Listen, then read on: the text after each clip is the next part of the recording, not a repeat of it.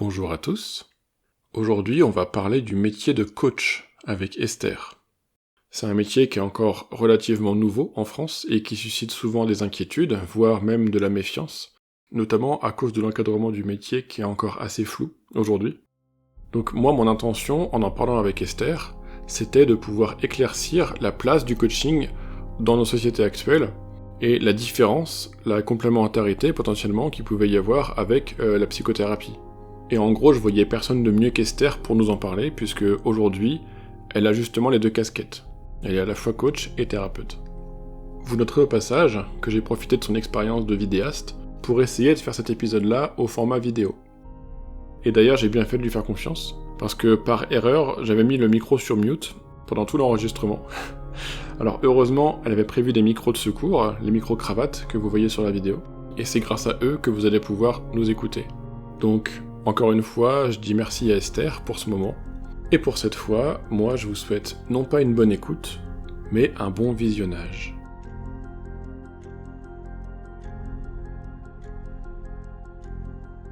Bonjour Esther. Bonjour, Robin. Je suis vachement content de pouvoir t'accueillir pour parler de toi et de ton travail. Ça fait longtemps que je me dis que ce sera vachement intéressant qu'on va discuter, puisque c'est intéressant à chaque fois qu'on discute. Donc, Ok.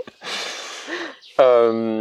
Non, on rigole parce qu'on vient de passer la journée ensemble, donc en fait on fait comme si on se dit bonjour là, mais Oui, en fait, on est ensemble depuis ce matin en train de travailler. Ouais. C'est une mise en scène. C'est une mise en scène. Moi aussi je suis très contente d'être là. En vrai je suis très contente d'être là. C'est cool. De faire enfin des trucs pro publics ensemble. C'est chouette.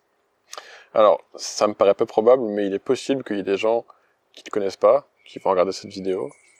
Alors du coup, est-ce que tu veux te présenter et comment tu veux te présenter ?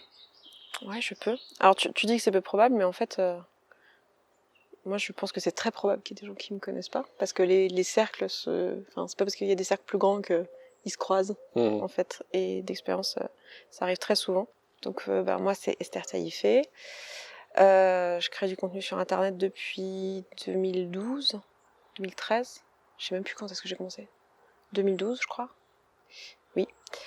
Et dans la vie, je suis coach de vie, thérapeute depuis quelques années maintenant. Et là, je suis stagiaire avec Robin. Parce que je suis aussi en licence de psychologie, parce que j'ai repris un cycle universitaire pour ne pas avoir juste le titre de charlatan sur Internet, mais aussi avoir le titre de psychologue, parce que ça me bloque dans pas mal de formations. Enfin, je sais pas si tu vas me parler, on va parler de ça ou pas. Non, mais tu spoil les questions, c'est pas grave. Ah oui, pardon. Donc voilà, donc je suis pour l'instant thérapeute IFS et coach de vie certifié quand même, parce qu'il ne faut pas déconner. Et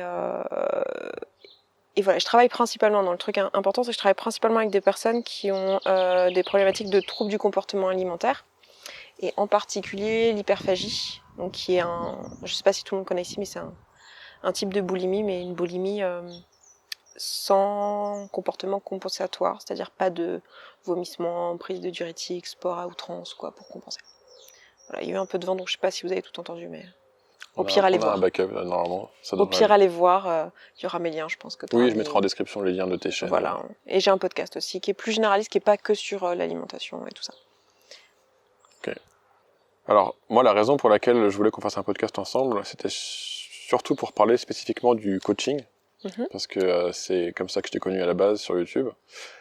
Et donc j'ai plusieurs questions à te poser là-dessus, mais pour commencer, du coup, est-ce que tu peux nous définir ce que c'est le coaching pour toi ? Alors, pour moi, c'est un accompagnement qui a pour but de t'aider à atteindre tes objectifs.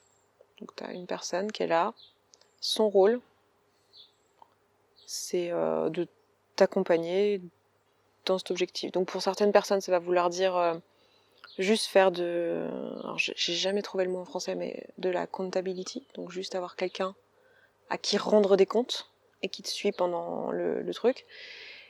Pour d'autres personnes, ça va plutôt vouloir dire lever tous les blocages, et c'est en général ce que moi j'aime le plus faire, c'est-à-dire lever un petit peu tous les trucs qui sont entre toi et ton objectif final. Par exemple, ton objectif c'est, je sais pas, créer ton activité en libéral, au hasard. Et ben, qu'est-ce qu'il y a entre toi et la création de ton activité en libéral? Bah, il y a, je suis pas légitime, je sais pas comment faire, je trouverai jamais de patient, mon diplôme, je l'ai eu dans une pochette surprise, il y a Des croyances, des les, oh, j'ai habitudes. la flemme, oh, les gens, ils voudront que faire des consultations le soir, oh, ça sera trop cher, oh, enfin, tous les trucs, et les, ah, je sais pas comment on fait pour trouver un cabinet, je sais pas faire les papiers, enfin. Et ça, c'est du coaching, c'est d'aller regarder chacune des croyances et d'aller travailler dessus. Donc c'est parfois ça veut dire c'est de la résolution de problèmes. Donc moi j'aime beaucoup parce que parfois ça veut dire lever les croyances, parfois ça veut dire vraiment mettre en place une stratégie pratico-pratique quoi, genre trouver des solutions, co-créer des solutions. Et sur le chemin, il y a vraiment essayer de se mettre à la place de la personne qui vraiment croit à son truc quoi, qui est bloquée dans son truc. Et toi t'es là, t'es un peu la lampe torche quoi qui va allumer le chemin. Sachant que la personne, elle croit que tu crées le chemin, mais en fait, le chemin était déjà là, t'as juste mis une lampe torche dessus, quoi. Ok. Nouvelle métaphore qui m'est venue là comme ça, il faut que je la garde. Non, Elle est mais bien pour un bien, podcast. ouais. Je vais la garder. Ok. Alors, on parlera après un peu de la différence avec la psychothérapie, mais J'ai un petit problème avec les réponses courtes aux questions, par contre. Hein. Ça va être... moi, ça me dérange pas. Je pense que ça vous va être non long. plus. Au pire, je ferai en 2 parties si besoin. Est-ce que tu peux nous parler du cursus que tu as fait pour devenir coach? Quand tu dis coach certifié, ça veut dire quoi certifié? Est-ce que c'est un diplôme d'État? C'est quoi le... Non, c'est pas un diplôme d'État. Il y a pas de... À ma connaissance, pour l'instant, il n'y a pas de diplôme d'État vraiment... Attends. Est-ce qu'il y a des trucs... Non, il n'y a pas de trucs universitaires, ça c'est sûr. Après, il me semble pas non plus. Pour coaching, il me semble qu'il y a des masters qui ont le nom coaching, je sais pas quoi, dans des trucs un peu orientés RH ou quoi, je crois, mais je suis même pas sûre. Alors, si je reprends depuis le début, mon parcours, moi, j'ai découvert... Est-ce que je te raconte comment j'ai découvert le coaching ou juste ce que j'ai comme diplôme? Alors moi, il y a tout qui m'intéresse. Je crois que j'ai une vague... je connais vaguement, mais du coup, en 2 mots, le... Ok. Parce qu'en fait, moi, à la base, j'étais plutôt... Enfin, à titre personnel, j'avais plutôt fait de la thérapie. Je connaissais pas le coaching, en fait. Et j'ai découvert le coaching parce que moi, j'ai eu des troubles du comportement alimentaire et que je tournais en rond en thérapie, en fait, sur ces questions-là. Et je pense qu'il y a beaucoup de personnes qui viennent à moi, d'ailleurs, qui arrivent à ce constat-là, genre, ok, j'ai compris, j'ai eu des traumas sexuels, j'ai eu mes parents qui ont fait ci, qui ont fait là, je me suis fait violer par mon premier copain ou j'en sais rien, enfin des trucs, voilà, ok, j'ai identifié que c'était ça qui faisait qu'à un moment donné, je compensais ce vide en mangeant, mais et alors, enfin, on en fait quoi maintenant? Genre concrètement, ma vie, je voudrais qu'elle change, je voudrais arrêter d'être obèse, je voudrais arrêter de penser à la nourriture, et moi j'en étais là dans ma vie, et j'étais encore allée voir d'autres psys en me disant bon bah on se rend compte en fait dans ces moments-là qu'il y a un truc qui est émotionnel, que c'est pas juste une question d'équilibre alimentaire, que tu manges pour des raisons qui sont pas juste du manque d'éducation, de ah mon dieu j'avais pas capté que les burgers frites c'était plus calorique que les César salades, tu vois, genre c'est pas ça le problème, et tu sais qu'il y a un truc émotionnel, donc tu te tournes vers le psy, et en fait ça marchait pas, genre j'arrivais dans cette espèce d'impasse, voilà, et je ne sais pas par quel biais, mais j'imagine les joies de l'algorithme YouTube qui a compris qu'en fait c'était ça que j'avais besoin de trouver. Je suis tombée sur le travail de Brooke Castillo à l'époque. Et je suis pas tombée tout de suite dessus. Je suis d'abord tombée sur quelqu'un qui m'a parlé du coaching, et moi j'ai entendu ouais ok coach sportif quoi. Moi c'est ça que j'ai entendu quand on m'a dit Ouais. coaching pour mon alimentation. Je dis non, c'est bon, ça c'est quelqu'un qui me crie dessus pour que je fasse des pompes, c'est pas, je sais que c'est pas de ça dont j'ai besoin. Donc puis après ça a quand même fait un truc dans ma tête, donc j'ai cherché, et puis je suis tombée en parallèle, enfin en fait ça a été un mélange de circonstances, parce que en parallèle sur ma chaîne YouTube à moi, je commençais à avoir pas mal de gens qui me suivaient. Je parle de ça, c'était 2015-2016 à peu près. T'étais pas coach à l'époque? J'étais pas coach. T'avais une du chaîne tout. YouTube, mais rien Ouais. à voir avec le coaching. Voilà, ma Ok. chaîne historique, elle a rien à voir. Et d'ailleurs, même aujourd'hui, bon, forcément, j'en parle parce que je peux pas faire autrement, c'est mon métier, mais genre ça transparaît, mais c'est pas le sujet quoi de cette chaîne. Et je recevais de plus en plus de mails de personnes qui ont des problèmes, qui disaient ah je voudrais faire des études d'astrophysique comme toi, est-ce que tu peux m'aider, c'est quel master le mieux, ou ah j'ai eu un problème avec mon petit frère, qu'est-ce que je dois faire, est-ce que je dois en parler à mes parents, enfin des trucs comme ça. Et du coup je recevais des mails, et j'étais avec une copine ce jour-là, je déjeunais avec une copine, et je lui montre la nature de ce que je reçois en disant mais je sais pas quoi faire en fait, qu'est-ce que je fais de ces gens. Je me sentais une responsabilité parce qu'il y avait des gens qui me disaient des trucs horribles, il y avait des gens qui me racontaient des scènes de violence, des scènes ouais, des gens qui avaient besoin d'aide en fait et qui me contactaient moi au lieu de contacter justement je ne sais pas qui. Et donc j'avais commencé à ce moment-là à me faire une petite liste de redirection et de diriger les gens vers le planning familial, genre le nombre de nanas qui m'ont dit oui je suis enceinte, machin. Bon planning familial, tu vois, genre des trucs genre assistante sociale, choses comme ça, enfin les trucs de leur région en général, c'était plutôt des assos ou des trucs comme ça. Et puis des fois, je répondais et je disais moi je sais pas, je te connais pas, mais tu pourrais te poser telle ou telle question. Je sais pas ce qui est le mieux pour toi, tel master ou telle formation. Pose-toi telle question. Et c'est là que ma pote m'a dit ça, c'est un métier, ça s'appelle coach en fait. Et à ce moment-là, j'ai un peu cherché ce que c'était. Et c'est comme ça, je pense que de mon côté, moi je travaillais sur mes histoires de troubles du comportement alimentaire. Pour l'instant, je pensais pas qu'il y aurait un lien un jour entre les deux. À côté de ça, j'avais ma chaîne YouTube avec ces trucs de tous ces gens qui m'envoient des mails et je sais pas quoi en faire, puisqu'à ce moment-là, je croyais encore qu'il fallait que je réponde à tout le monde, que c'était ma responsabilité, etc. Et puis les deux m'ont amené à chercher des coachs sur Internet, essayer de comprendre un peu ce que c'était que ce métier. Et c'est comme ça que je suis tombée sur le travail de Brooke Castillo, qui est donc une Américaine, qui est coach de vie, et qui a un podcast qui s'appelle The Life Coach School, qui est donc l'école de coaching. Et elle parle notamment du rapport émotionnel à la nourriture. Et ça m'a vraiment parlé, son approche. Donc j'ai commencé par me faire coacher par l'une de ses coachs à elle, qui avait été formée dans son école. Moi, ça m'a aidé. Pour la première fois de ma vie, il y a vraiment quelqu'un qui m'a aidé sur les questions de rapport à l'alimentation. Je me suis dit, putain, mais c'est ça. Genre, la personne m'a fait travailler sur des questions de changement de regard. En fait, vraiment ce qu'on disait tout à l'heure, c'est-à-dire changer tes croyances limitantes. J'avais des croyances limitantes sur la nourriture. Je me disais que, mais moi, je peux pas arrêter de manger du fromage parce que je suis savoyarde. Je peux pas ne pas manger de chocolat parce que c'est mon identité, quoi. C'est qui je suis. Je suis quelqu'un qui mange du chocolat. Enfin, des trucs comme ça. Et elle m'a aidée sur ces trucs-là. Et c'était la première fois qu'on m'aidait vraiment concrètement. Et j'ai trouvé ça génial. Et j'ai eu envie de faire ça, en fait. Et alors, je sais plus par quelle magie, ça m'a pris un peu de temps parce qu'à ce moment-là, je suis retournée en postdoc. Enfin bon, professionnellement, je me cherchais. Puis, j'assumais pas le truc d'avoir fait d'abord un parcours universitaire de départ et me dire, allez, je vais aller faire un métier qui, à l'époque, je sais pas si vous vous souvenez, mais 2015-2016, c'est pas comme aujourd'hui, même si encore aujourd'hui, ce métier, il est mal vu. En 2015-2016, c'était vraiment tu te faisais avoir si t'allais voir un coach, quoi. Il y a encore un peu ça, je crois, des fois. Encore un peu, ouais, mais moins quand même. J'espère que j'ai contribué à ce que ça soit moins le cas, mais j'essaye en tout cas. Et du coup, je me suis rapprochée du travail de Brooke et je me suis fait former chez Brooke. Formation que aujourd'hui je recommande pas, mais pas parce qu'elle est pas bien. Mais parce que les informations qu'on y trouve, on peut les trouver sans payer les $18 000, quoi, en fait. D'accord, t'as fait une formation de $10 000 pour devenir coach. Ouais.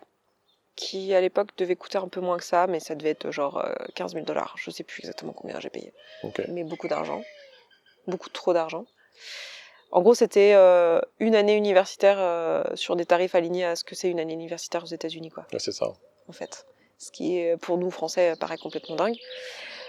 Et la formation était géniale, pour le coup. Parce qu'on a beaucoup pratiqué, parce que c'est là que j'ai appris la posture du coach, de comment tenir un cadre, comment vraiment orienter une personne durant une session, avec son modèle qu'elle appelle, mais en fait, elle le vend comme étant le truc le plus génial qu'elle ait développé, mais en fait, moi, je trouve pas que ce soit vraiment très intéressant, ce modèle. Enfin, il est chouette, hein, c'est cool, elle a vulgarisé une notion de base, mais ce qu'elle m'a surtout apporté d'information, c'est de savoir... je sais pas comment dire en français, holding space. Tenir l'espace. Tenir l'espace, surtout ça. Beaucoup de pratique. Et donc là, j'ai commencé à être coach après ça, même un peu avant. Je l'étais avant d'avoir mon diplôme, chose que je recommande pas de faire, c'est pas bien, faut pas faire ça. Mais j'ai fait ça quand même, parce que j'étais trop pressée. Ouais. Et du coup, j'ai un peu fait de la merde quand même, mais je l'ai dit aux personnes que j'accompagnais, genre, t'es dans les premières, je suis pas certifiée encore, je suis en formation, bon... Et c'est vrai qu'après coup, il y a des personnes que j'ai revues plus tard, genre 1 an, 2 ans après, je me dis bon, ce qu'on a fait en 6 mois, franchement maintenant on le ferait en 6 semaines, quoi, parce que je savais pas, en fait, je nous ai amené, enfin, j'ai sauté dans la piscine avec les gens, j'étais en trop d'empathie et je les croyais dans leur bullshit et du coup, enfin, j'étais pas une bonne coach encore à ce moment-là. Bah, tu t'avais pas d'expérience suffisamment. C'est ça. Voilà, et après ça, j'ai voulu faire une formation en France qui soit certifiée ICF, pour au cas où un jour le métier de coach soit reconnu, il y avait de bonnes chances que... En fait, il y a des gens, parce que le métier de coach n'est pas encadré, Donc il y a des gens qui ont capté que c'était un petit problème. Je regarde le micro, mais c'est pas le micro, il faut que je regarde la caméra. Qui ont compris que c'était un problème. Et du coup, il y a des gens en Europe qui se sont dit, on va essayer entre coachs expérimentés, de faire une espèce de grille de qu'est-ce que c'est qu'un bon coach. C'est quoi une espèce de charte éthique, enfin, si vous voulez, quelque chose comme ça. C'est ça que t'appelles l'ICF? Ouais. L'Institut des coachs français ou francophones? Non, attends. Certifié ICF, je sais même plus ce que c'est le. Bon, en gros, c'est des gens. Franchement, je sais plus. Des coachs expérimentés qui. En gros, c'est des gens qui ont juste décidé, bah voilà, un coach pour qu'il garde la certification ICF, il faut qu'il rentre dans ces cases-là. Il y a des trucs comme il faut être supervisé, il faut pratiquer, il faut être formé à ça, il faut savoir tenir l'espace, il faut pas se prendre pour un thérapeute, il faut pouvoir ne pas coacher des gens qui sont en dépression, enfin tu vois, des trucs comme ça quoi. Donc en fait, l'ICF définit des critères pour distinguer des coachs autoproclamés qui n'ont pas forcément de compétences démontrées, de coachs qui ont démontré qu'ils étaient capables de respecter des règles. Donc du coup, il y a des formations qui donnent à la fin la certification ICF, et après, si tu n'as pas fait ces formations-là, tu peux aussi demander la certification ICF, et dans ce cas, on va te demander des heures de supervision, des heures de pratique, de justifier tout un tas de trucs pour que tu aies cette certification-là. Et moi, avec le travail de Brooke, je l'avais pas, cette certification-là. Et notamment, il y a un truc à faire qui est une prévention suicide ou je sais pas quoi pour savoir reconnaître les personnes suicidaires et pouvoir les rediriger. Enfin, il y a plusieurs trucs à faire. Est-ce que vous êtes évalué dans ce processus, dans vos compétences? Oui. Parce que, ok, j'en parlerai après, mais... Et du coup, j'ai fait cette formation-là, qui est dans une autre école qui s'appelle Easy Coach, que je recommande pas non plus. Mais de toute façon, pour l'instant, franchement, on me demande tout le temps quelle école je recommande aucune.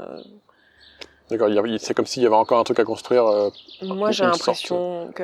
Parce que les écoles, les deux que je connais un peu de près, c'est Easy Coach, celle que moi j'ai faite, et Coaching Ways, qui est celle que des proches à moi ont faite. Et du coup, j'ai pu regarder les cours et comment c'était fait, enfin concrètement ce que les gens avaient. En tout cas, il y a quelques années, parce que je vous parle de ça, c'était quand même 2020, 2022, donc il se peut que ça s'améliore, enfin je le souhaite en tout cas.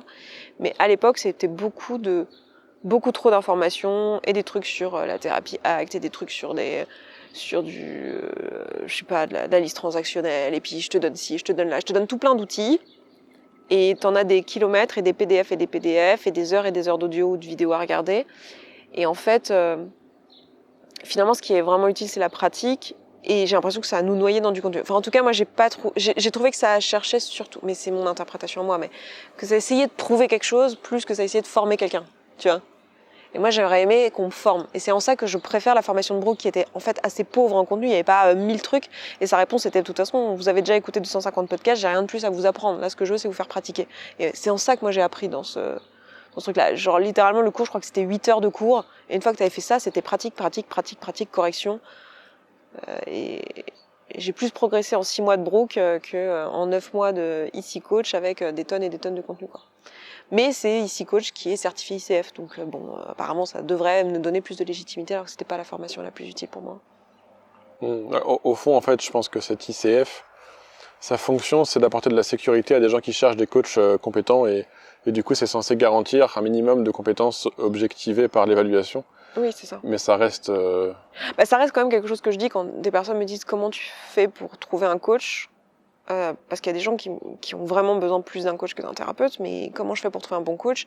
Je sais pas, si tu connais pas la personne, s'il n'y a pas de bouche à oreille, c'est sûr qu'une certification ICF, tu sais qu'il y a au moins quelqu'un qui a écouté ses séances, qui a dit ah bah là tu projettes, là tu donnes du conseil, t'es pas en train de poser des questions, parce que le coach il est pas censé, il a pas d'avis sur ce qui va être bon pour vous, enfin t'es pas censé dire bah moi je pense que ce qui serait bien pour toi ce serait de faire ça en fait. Donc c'est un des problèmes souvent du coach débutant, c'est qu'on va donner des conseils en fait. Au lieu de écouter l'autre et l'emmener vraiment là où lui il a envie d'aller. Donc faut vérifier que tu l'emmènes toujours là où il veut aller, quoi. Parce qu'en fait tu l'influences. On est en train de changer les pensées, les croyances de la personne. Donc c'est de l'influence, c'est de la manipulation émotionnelle et intellectuelle, juste c'est de la manipulation consentie. C'est-à-dire que la personne elle arrive, elle dit moi je veux que tu me manipules. Là je pense de la merde, ça m'arrange pas, j'aimerais bien penser comme ça m'arrangerait beaucoup mieux. Est-ce que tu peux m'aider? Ouais, manipuler au sens littéral du terme. C'est avec ses mains, on va bouger le truc, on va trifouiller pour faire bouger le système en fait. De façon à ce qu'il soit plus fonctionnel, davantage fonctionnel. Et l'une des erreurs qu'on a, c'est souvent, mais c'est tous les humains, c'est que quand quelqu'un nous expose un problème, bah nous on a un avis sur moi je ferais comme ça ou moi je pense que c'est ça qui te conviendrait. Et donc c'est de pas se laisser influencer par ça, ou en tout cas le moins possible. On est toujours influencé par nos pensées à nous, mais le moins possible, utiliser les outils pour guider la personne vers sa solution à elle, quoi. Ce qui, elle, va lui convenir. Ouais, ne pas confondre son système de valeurs et les valeurs du client, du patient, enfin du client du coup. Exactement la discussion qu'on avait l'autre fois, je sais pas si c'est trop d'informations, tu couperas si jamais, mais le fait, tu sais, quand on parlait de ta réorientation professionnelle et que, je sais plus, il y avait des collègues qui disaient oui, mais t'es pas du tout assez payé, il faut que tu demandes plus, puis en fait, quand je t'ai posé des questions en posture du coach, en fait, t'en as rien à foutre. Donc, enfin, te dire ça va pas t'aider parce que c'est pas la problématique que t'as maintenant. Ton problème maintenant, c'est pas d'être pas assez payé, en fait. C'est pas ça que t'essayes de résoudre comme problème. Ce que t'essayes de résoudre comme problème, c'est je voudrais travailler avec, de telle manière, avec tel type de personnes, avoir tel confort. Enfin, et là, il faut t'écouter et te poser des questions parce que sinon, moi aussi, ouais, tu vas chercher à plaquer tes propres références. je me dirais, bah moi, si je quittais cet endroit pour aller vers un autre boulot, et bah je voudrais un salaire qui grandit entre les deux, tu vois. Parce que c'est ce qui me paraît logique, mais en fait. Oui, pour toi. C'est ta mais logique. Si toi t'as pas envie de ça, ça sert. Enfin, en plus, je vais perdre toute la séance à essayer de t'emmener dans un truc où t'es là, mais qu'est-ce qu'elle m'emmerde. Enfin, tu vois, ça m'aide pas du tout, tu vois. Ouais, parce qu'en fait, l'idée c'est qu'il y a des motivations chez la personne et que le but c'est d'exploiter ces motivations-là pour les emmener dans quelque chose de constructif. Exactement. Et de pas chercher à inventer une motivation qui n'existe pas. Exactement. Ouais. Exactement. T'as parlé plusieurs fois de gens qui ont besoin d'un coach et pas d'un thérapeute, etc. Ça m'intéresserait que tu clarifies un peu c'est quoi la différence pour toi entre un coach et un thérapeute et dans quel cas on a besoin de l'un ou de l'autre. Dans quel cas on n'a pas besoin d'un thérapeute plutôt d'un coach et dans quel cas tu te rends compte en tant que coach qu'en fait ça n'a pas de sens de faire du coaching, qu'il y a besoin de thérapie, tu vois. Ok. Ouais, j'ai plein de choses à dire sur ce sujet. Ouais, c'est un peu une grosse question, j'avoue. Alors. Bon, déjà pour moi, le coaching, il arrive quand on est en bonne santé mentale. C'est quelque chose qui est là pour améliorer ta vie. Tu vas bien et tu veux aller vers des objectifs pour aller encore mieux, pour t'éclater dans ta vie. D'accord, donc il n'y a pas de souffrance psychique handicapante. Voilà, c'est ça. Pour moi, le coaching, j'aime bien dire, c'est un peu comme prendre soin de sa santé mentale, mais presque en tâche de fond. Enfin, je sais pas comment dire, avoir une aide supplémentaire. C'est genre, comme pour la santé physique, c'est genre te faire de la cuisine équilibrée et aller à la salle de sport, tu vois. Alors que la thérapie, c'est là, t'es malade, tu vas à l'hôpital en fait. C'est pas en bouffant des légumes que tu vas résoudre ton problème, tu vois. Tu vois ce que je veux dire ? Il y a presque un truc un peu préventif. Je suis pas sûre d'être totalement d'accord avec ça. Attends, est-ce que c'est préventif le coaching ? Non, c'est plus que... C'est là que s'arrête l'analogie. C'est pas préventif, c'est plus que c'est quelque chose pour quelqu'un qui va déjà bien, qui est déjà fonctionnel. Donc pour moi, c'est... Après, une autre différence, c'est que en coaching, on travaille vraiment sur le présent. Qu'est-ce qu'on peut faire avec le présent pour créer le futur ? Alors que j'ai l'impression qu'en thérapie, on travaille plus sur comment je me suis arrivée dans le présent avec ce bagage-là. Genre, qu'est-ce qui s'est passé dans le passé qui fait que dans le présent, je suis comme ça et comment je peux modifier ma vision du passé pour que dans le présent, ça aille mieux. Alors que dans le coaching, on est plus sur, ok, dans le présent, on en est là, comment on va faire pour que ça aille mieux dans le futur en créant un autre futur à partir du présent où je suis, tu vois. Donc c'est en ça que c'est important que le présent où t'es, il soit quand même assez stable. Sinon, on est en train de bâtir une maison sur des fondations qui sont meubles, en fait, qui sont pas stables. D'accord. Donc, est-ce que je peux reformuler en disant, dans la thérapie, tu consolides les fondations, tu reconstruis des fondations pour avoir un présent qui soit davantage confortable, davantage vivable, entre guillemets, alors que dans le coaching, tu t'appuies sur les fondations du présent pour construire un avenir... Exactement. Et je donne souvent cette analogie-là aux personnes qui me posent la question en séance.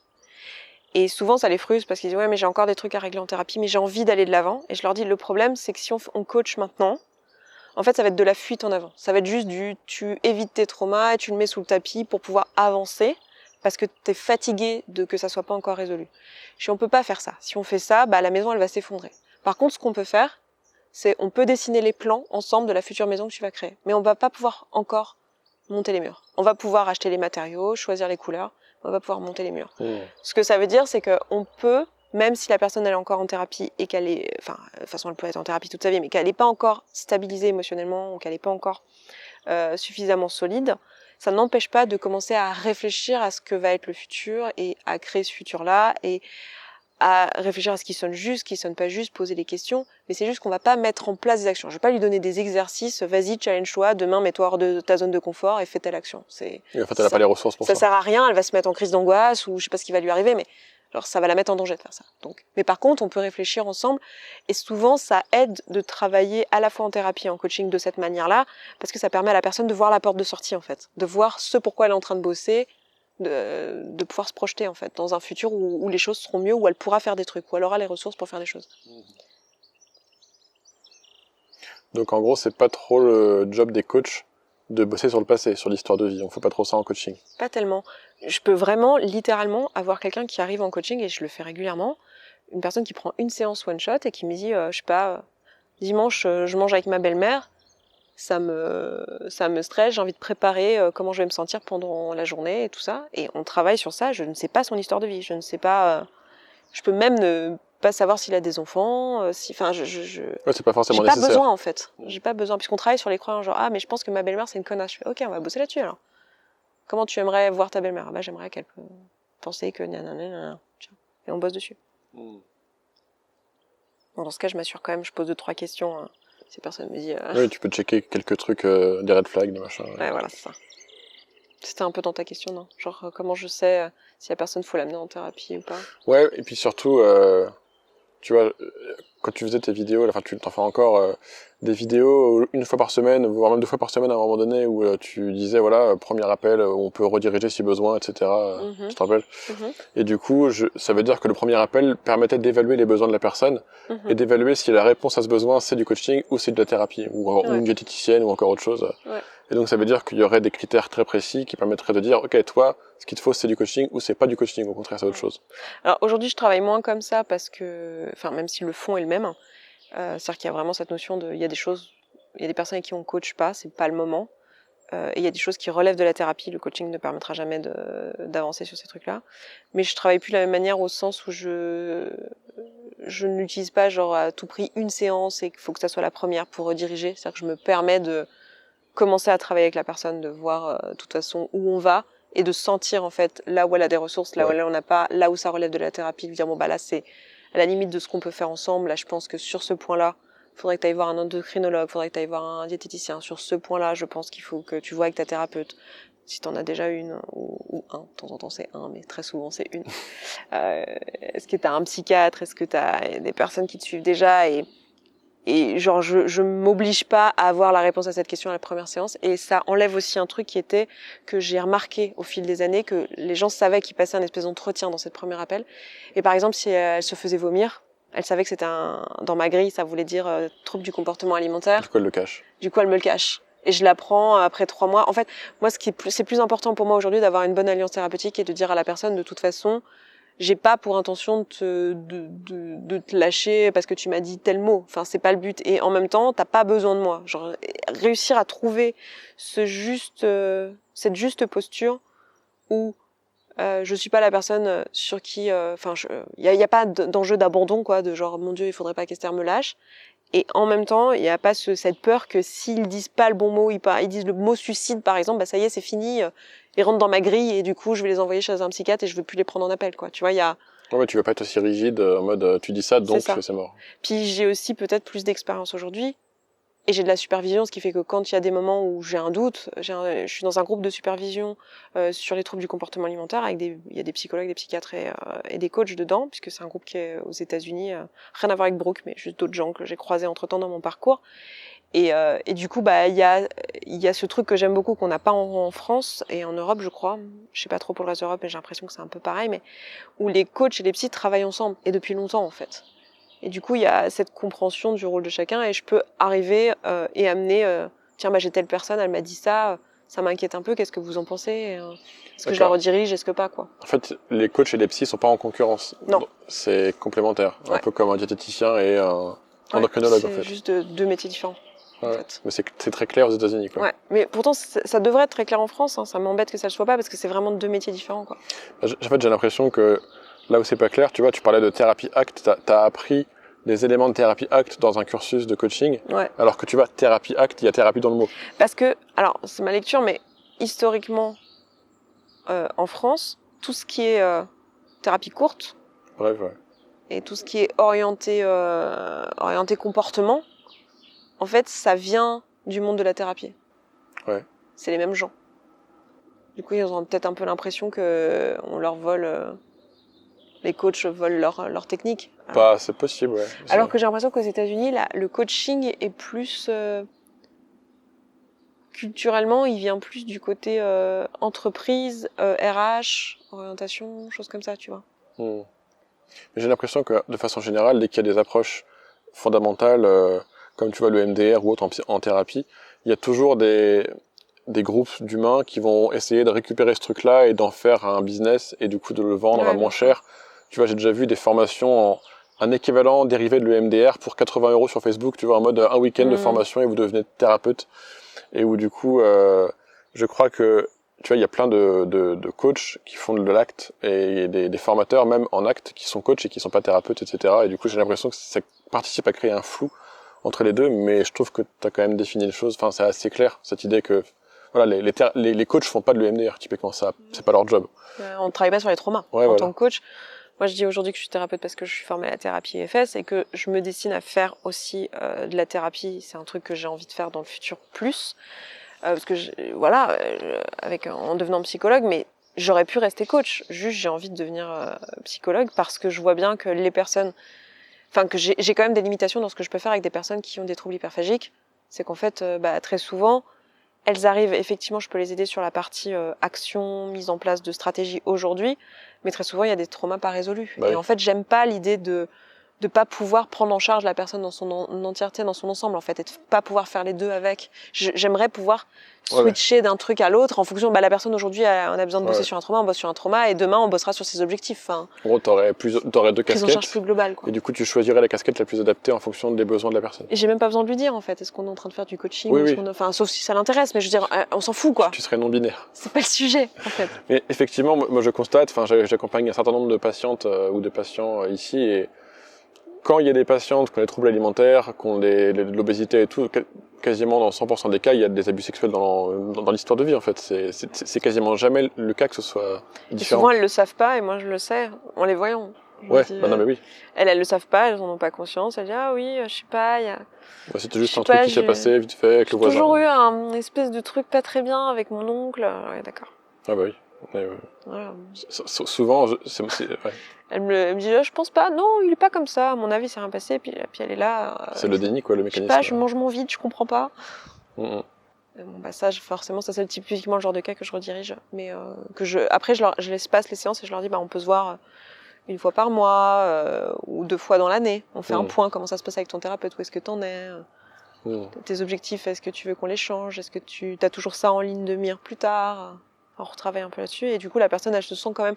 En fait, le coach il va vraiment être un peu... C'est pour ça qu'il y a aussi cette croyance que c'est un peu comme un ami qu'on paye, mais parce qu'il y a un peu ce truc là de on en a quelque chose à faire des objectifs de la personne. Et on est vraiment avec ce rôle de la suivre au long de sa vie, de l'aider à aller dans la direction qu'elle veut aller, tu vois. Donc il y a aussi un truc très sympa à faire un point tous les 6 mois alors que par ailleurs la personne se fait soigner, quoi. Donc du coup, pourquoi est-ce que tu as décidé, alors que tu étais déjà coach à la base, de faire un cursus en plus pour devenir thérapeute, psychologue? C'est quoi la motivation qui t'a amené à galérer à faire un cursus de psycho? Je pense que du coup j'ai un petit peu répondu avant, mais pour moi c'est juste la continuité. Alors pour moi c'est pas un cursus en plus à proprement parler, c'est plus mon évolution professionnelle qui le demande en fait. C'était devenu un peu évident que si je voulais aller plus loin, accompagner les personnes de manière plus profonde dans ce que je les aide à faire, il allait falloir que je fasse de la thérapie. Et en fait, j'ai pas parié du tout là-dessus quand j'ai commencé, parce que moi, quand j'ai commencé, c'était vraiment le coaching qui, à titre personnel, m'avait débloqué, tu vois, à ce moment-là.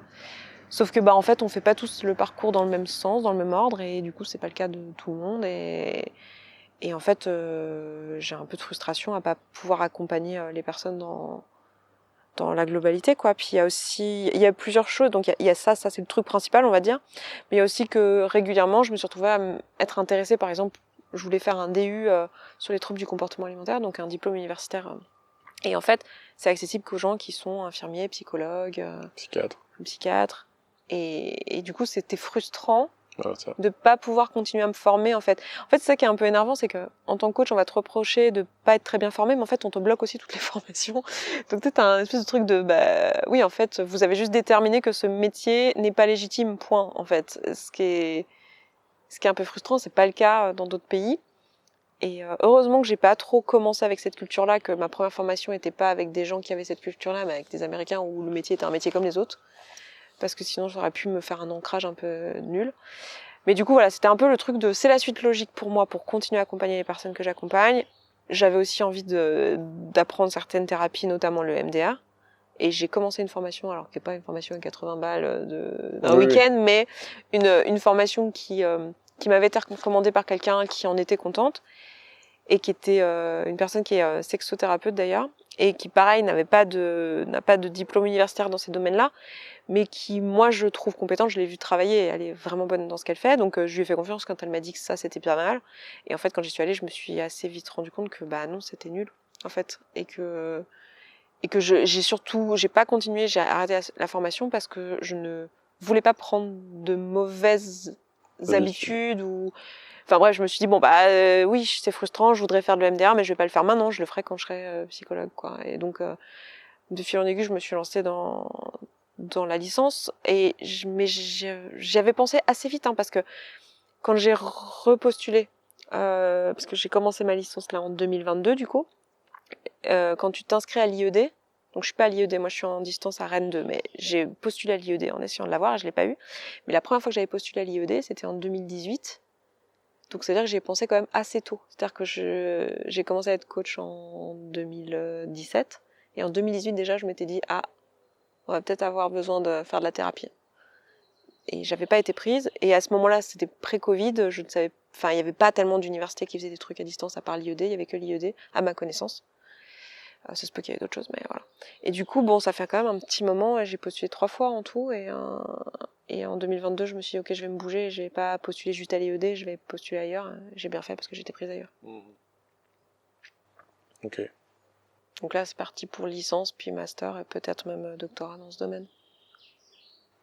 Oui, parce qu'il y a aussi cette idée, toi, que la recherche, ça t'intéresse, et que pour faire de la recherche, faut être chercheur, donc faut faire un doctorat.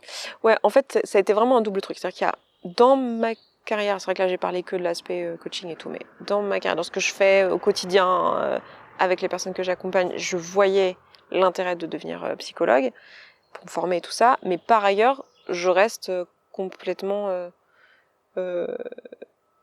obsédée par comprendre pourquoi les gens se retrouvent avec ce trouble en fait. Et ça, pour moi, c'est de la recherche, quoi. J'ai fait pas mal de recherches quand j'ai écrit mon livre, quand j'ai préparé l'écriture de mon livre, où j'en avais fait avant, mais j'ai mis à jour, on va dire, mes connaissances et ma biblio à ce moment-là. Et je me rends compte que j'ai mis l'idée de qu'est-ce que j'aimerais faire avec aujourd'hui, où je sais pas combien j'ai vu de personnes, mais j'ai peut-être vu 500 personnes aujourd'hui différentes qui ont des troubles du comportement alimentaire type hyperphagie. T'es une experte en gros. Donc en gros, je commence à avoir une idée de des idées en tout cas de qu'est-ce que j'ai envie de chercher, quelles sont les questions à aller se poser et par quel angle prendre pour vraiment aider les gens. En fait, c'est un mélange de j'ai envie d'aider les gens en clinique, mais j'ai aussi envie de mieux comprendre ce trouble, quoi. En fait, ce que je comprends de ce que tu viens de dire, attends, j'attends que la voiture elle passe. Ce que tu dis, c'est que tu as fait des recherches pour ton bouquin, mais en gros, ce que je comprends, c'est tu as lu les recherches des autres pour préparer ton bouquin, pour tenir un jour de la connaissance humaine sur le sujet. Et cette connaissance que tu as aujourd'hui et de l'expertise de la pratique du terrain que tu as fait que tu sais par où faudrait aller pour créer des nouvelles recherches et amener la connaissance plus loin. Alors ça ferait un peu prétentieux de dire ça. Je suis pas sûre de savoir, mais en tout cas j'ai une idée de par quel angle j'ai envie de le prendre, et j'espère rencontrer des chercheurs et chercheuses et qu'on me dise ouais grave, c'est exactement ça, justement on est en train de le faire, ou ah non pas du tout, on s'est posé la question dans les années 70 et en fait ça non. Mais par contre, du coup, ça, tu vois. Genre, je voudrais parler avec des gens qui se sont posés ces questions. En gros, te réunir entre experts et entre personnes qui... Et creuser ces questions-là. Donc voilà, je pense que je ferai une thèse à un moment donné là-dessus. Peut-être pas juste dans la foulée, pour des raisons juste pratiques. C'est aussi parce que je trouve que ça peut être intéressant de distinguer chercheur au sens où juste on cherche dans les bouquins, sur internet, machin, ou chercheur en mode on a un laboratoire et on a des financements et du coup j'ai même pas pensé à la différence. Parce pour moi, ça n'existe pas chercher, on cherche dans les livres. Parce que je pense qu'il y a beaucoup de gens, notamment peut-être qui vont écouter cette vidéo, qui vont trouver ça bizarre que j'associe chercheur au fait d'avoir un doctorat et de faire de la recherche académique. Il y a beaucoup de gens qui vont dire, mais en fait, je suis chercheur parce que juste je suis intelligent et je réfléchis et j'explore des trucs, tu vois. Non, mais après, c'est ma culture aussi. Voilà, parce que moi, je viens de l'académique à la base. J'ai un doctorat dans un autre domaine et du coup, pour moi, la recherche, c'est forcément l'université, le milieu universitaire. Ouais, et c'est pour ça que je précise. Parce que je pense que c'est pas clair pour tout le monde et que c'est important de... Voilà, bon, quand je parle... Et j'estime que ce que j'ai fait pour mon livre, d'ailleurs, ce n'est pas de la recherche, en fait. Même si j'ai fait la bibliographie et que ce que j'ai écrit dans mon livre, c'est pas issu... Enfin, je veux dire, c'est pas à l'encontre de là où on est la recherche, mais il y a des choses, c'est juste sorti de mon chapeau. C'est, je propose ça comme outil, je vois dans la pratique ça marche, mais c'est pas issu de la recherche avec un protocole où on prouve que telle méthode fonctionne. Disons que tu as fait une sorte de synthèse de ton expérience sur le terrain et de la connaissance à laquelle tu as accès via Internet, via des bouquins, mais qu'effectivement... C'est pas un step plus loin, c'est pas de la recherche au sens innovateur. C'est pas le truc... Enfin, parce que dans la recherche académique, il y a ce côté de... C'est la communauté des chercheurs sur toute la Terre qui travaillent ensemble et qui, ensemble, font avancer la connaissance parce qu'ils s'évaluent les uns les autres, entre pairs, ils se critiquent et du coup, ils rejettent tout ce qui est de la merde et tout ce qui résiste pas à la critique. Et donc, là, il n'y a pas des experts qui ont lu mon livre et qui ont dit « Ah, mais non, ça c'est critiquable, ça c'est de la merde, ça a déjà été dit. » C'est ça qui est intéressant dans la recherche académique, c'est que c'est beaucoup plus exigeant pour aboutir à la fin à des trucs parce que il y a beaucoup plus d'étapes qui vont juger ce que tu fais et défoncer tout ce qui tient pas, quoi. Puis après, ils vont m'appeler, ils vont dire, mais t'arrêtes de défoncer ton propre livre, nous on a des thunes à faire. Parce que le bouquin est super. C'est juste que c'est intéressant. C'est pas de la recherche, quoi. Il est super, mais c'est pas de la... C'est de la recherche d'êtres humains qui cherchent des trucs. C'est ça. C'est pas de la recherche au sens académique. On va dire. C'est de la synthèse et de la structuration d'informations d'une manière applicable et actionnable. Et on arrive à la fin de la première partie de cet échange avec Esther. J'espère que vous avez trouvé ça intéressant. N'hésitez pas à réagir en commentaire et à partager la vidéo si vous le souhaitez. Si vous voulez enchaîner directement avec la partie 2, je vous invite à suivre le lien qui est en description de la vidéo. Et si vous préférez faire une pause entre les deux, alors dans ce cas, prenez soin de vous et des autres, en allant là où c'est vivant.